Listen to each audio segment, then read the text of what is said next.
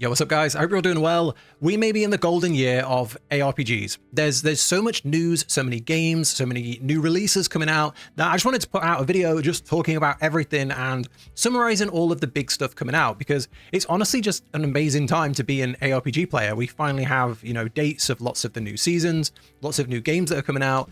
But unfortunately, some of these do clash. Some of these games tend to release near the same time. So if you play, say, Path of Exile 2 and Diablo at the same time, you may have an instance like last time where they came out almost a day apart. So let's get straight into this. And if you do find this useful, if you find a new game here that you enjoy, or there's something here that you find insightful, then do consider subscribing to the channel for more updates like this. But first up, let's talk Path of Exile. So one of my favorite games, one of my favorite gaming companies, Grinding Games, have now announced the 0.5 timeline. So the 0.5 Path of Exile 2, if you're completely in the dark, this is their newest game and they're currently in early access.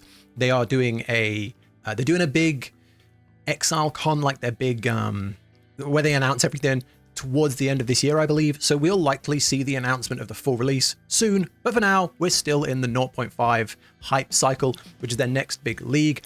And one thing to be aware of is they said their next league is pretty huge. Now, when a normal company says something's huge, it's probably like, one new bit of content, one new bit of story, done.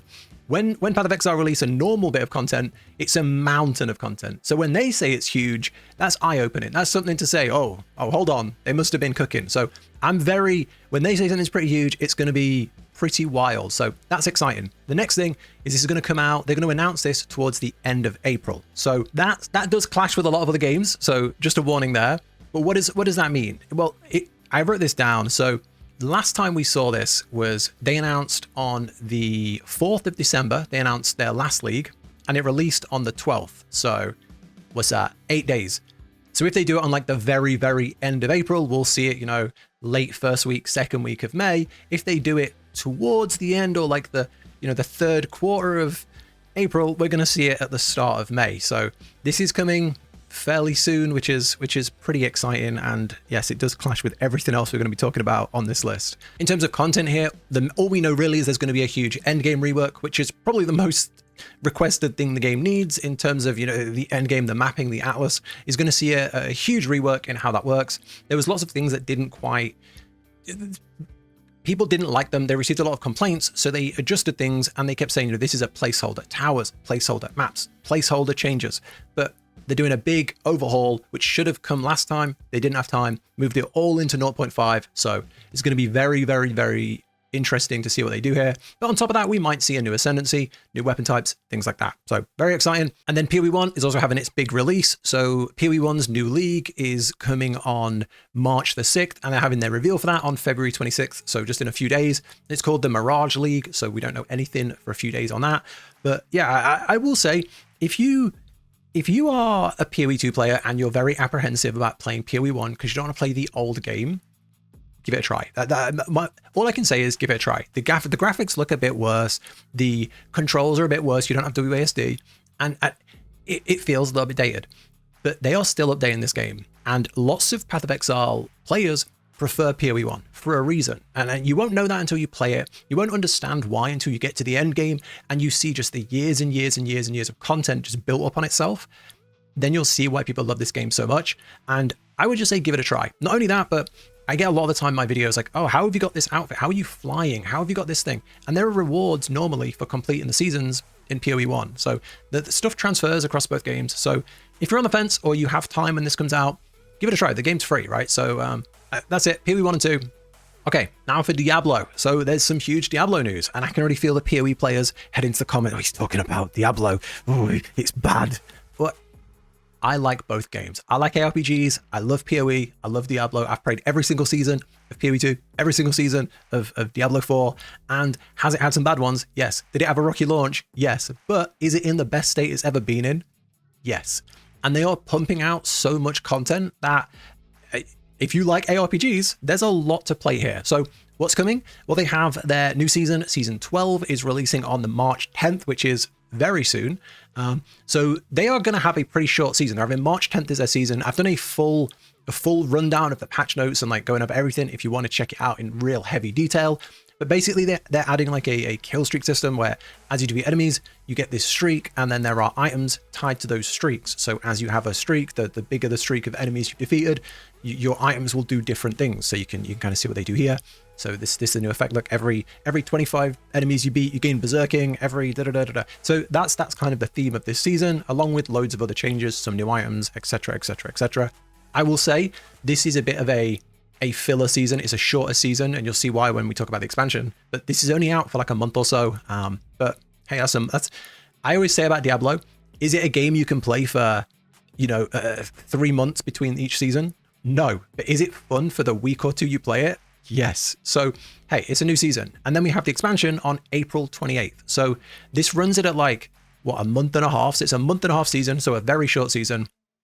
And then we have the expansion, and the expansion, looks incredible. 2 new classes. We've got the Paladin, which you can play now if you pre-order.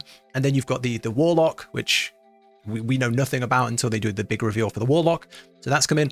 And then we have the full rework of the game. We have the brand new endgame, where you can like plan out the different endgame activities. There's like an endgame skill tree, which looks like a working man's version of the Atlas. The Atlas for people with a life kind of thing. You've got the new regions, the new quest hubs. You've got a complete rework to the skill tree. So loads and loads and loads of stuff coming with the Diablo expansion. So yeah, pretty exciting stuff. If you like Diablo like me, the next few months are looking amazing. And then also a bit more niche, Diablo 2, one of the oldest ARPGs that we know of, has just had an expansion. So they released an expansion, Reign of the Warlock. If you're interested, you've probably already played it. But one thing I thought was interesting to talk about is they have this thing, Enter the Warlock Hardcore 99 race. So there's like a ladder race starting on February 20th, so a couple of days ago. The first 300 verified Warlock players to reach level 99 on the hardcore ladder will have this engraved at a monument at Blizzard HQ. I thought this was really cool. I thought this was a really nice thing to do. I think I'm very, very, very passionate about old games and keeping those games alive and keeping those games in the communities still giving them a place to play and talk about the games that they care about. And Diablo 2 is something that people have been playing for years and years and years and years. They've just released a brand new expansion, and they get a chance now to show their skill, and they're rewarded with it. I think that's a really good fan service. I think that's amazing. So I just want to talk about that as something I found really cool. And if you're into Diablo 2, go play it. Maybe you won't come first, but it might be fun to, be a part of that race. Okay, now for some other games in the genre, smaller games or games that have updates that maybe you haven't heard about. So first up is Last Epoch. Last Epoch are having their Season 4 release on March 26th, Shattered Omens.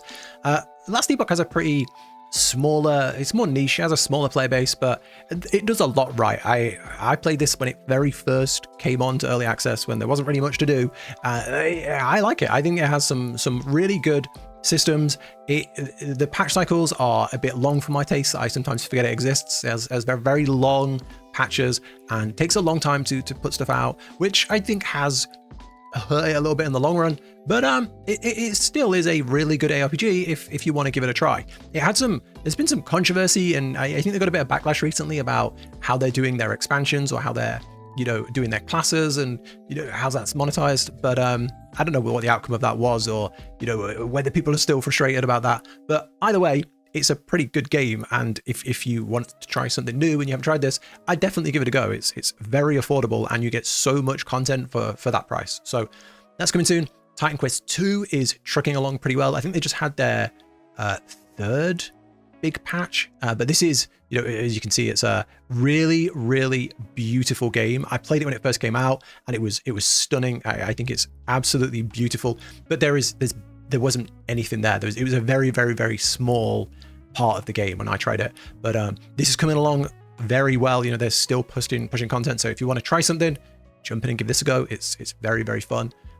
Darkhaven is a game that is just released a demo. So they've just released a demo. This is from the creators of Diablo and Diablo 2. So Moonbeast Productions, and it is a dark fantasy, old school looking ARPG. I want to try this. I haven't had time, but I'm going to jump into this very soon and give this a go.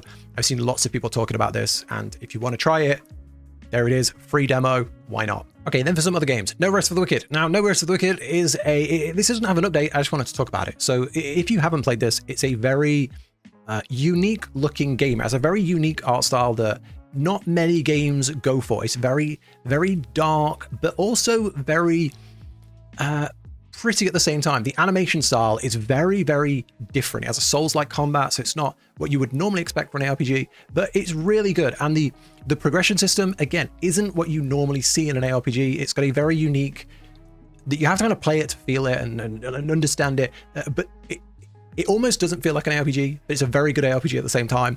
I would recommend trying this out. The reason I'm talking about it now is because they had their multiplayer update. So when I played it, it was a single player only, but they had a co-op update so you can play with friends. And if you want to jump in and try this, give it a try. I've heard nothing but good things from the people that played this when the multiplayer update came out. So if this has not been on your radar, maybe give it a go. And then finally, a game that I've never played, but is just getting bigger and bigger and bigger, and I'm seeing more and more people talk about it, is Torchlight Infinite. I've never played this game. I've never played it, but someone told me like the game's getting bigger and bigger, and I said, oh, I've never heard of it. And I'm going to say the same thing to you, because I went on Steam charts and look at this. Every season, I mean, I don't need to hover over it. Every season, it's growing and growing and growing. So this must be good, right? So there must be something here. They recently had their like 11th season. So if you're looking for something completely different, give this a go. This has a very, very cartoonish style that I personally haven't tried it, but I'm hearing more and more people are giving this a go and having fun. So yeah, I thought I'd throw it on here because not very often do you see games grow like this over time. Normally it's the opposite of like slow declines unless they have like a big expansion. So must be doing something right. But that's pretty much everything. I just wanted to throw a bunch of stuff on here that, you know, maybe show you a new game that is worth giving a try, because I know as ARPG fans, we go through lulls and highs, you know, big release, excited.